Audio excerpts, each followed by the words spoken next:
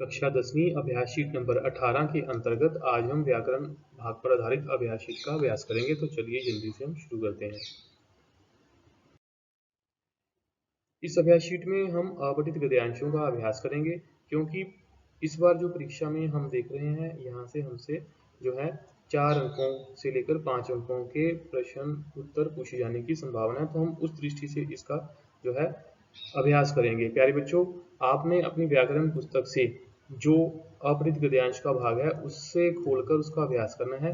लेकिन यहाँ जो बातें ध्यान देने योग्य हैं वो ये हैं कि इस भाग में जो प्रश्न आपसे पूछे जाएंगे उनके भी आगे कुछ भाग बने हुए हैं। जैसे प्रश्न नंबर 5 है, जिसमें आपसे शीर्षक जो है पूछा जाता है, जहां आपने शीर्षक, जिसे इंग्लिश में हम हेडिंग या टाइटल बोलते हैं, वहां कई बच्चे जो है इस पूरे पैराग्राफ में से एक दो लाइनें जो है वो यहाँ प्रश्न नंबर 5 के उत्तर में लिख देते हैं, जो कि गलत है।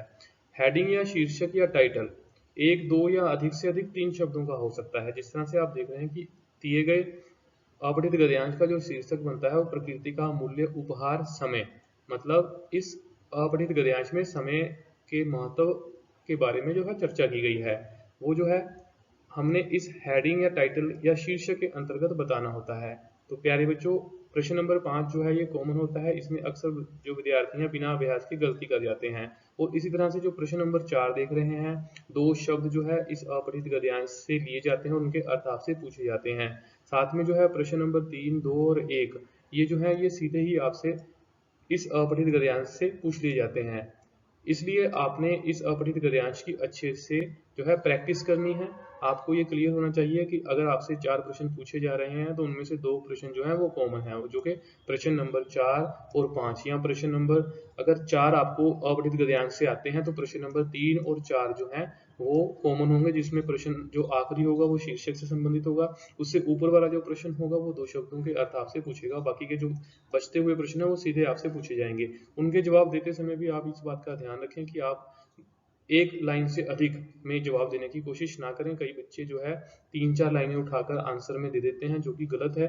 आप जो है पूछे गए सवाल का सही जो है एक पंक्ति में जवाब वहां पर लिखें। इसलिए जो है आप इस अपठित गद्यांश भाग का अच्छे से अभ्यास करें। हमारे पास जो है जो अपठित गद्यांश दिया गया है, इस संसार में प्रकृति द्वारा मनुष्य की को दिया गया सबसे अमूल्य उपहार समय है। ढह गई इमारत को दोबारा खड़ा किया जा सकता है। बीमार व्यक्ति को इलाज द्वारा स्वस्थ किया जा सकता है।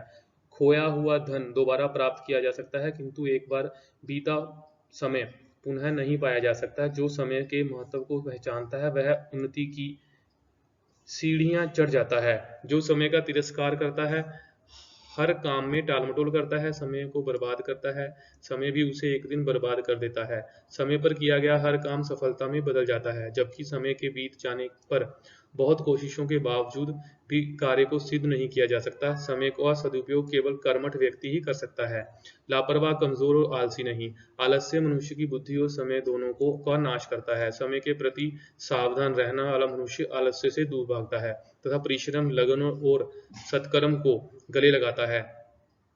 विद्यार्थी जीवन में समय का अत्यधिक महत्व होता है। विद्यार्थी को अपने समय का सदुपयोग ज्ञानार्जन में करना चाहिए, ना कि अनावश्यक बातों, आमोद प्रमोद या फैशन में।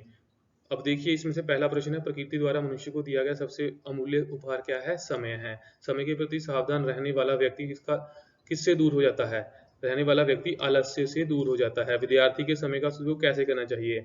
उसके समय का सदुपयोग ज्ञान अर्जन में करना चाहिए।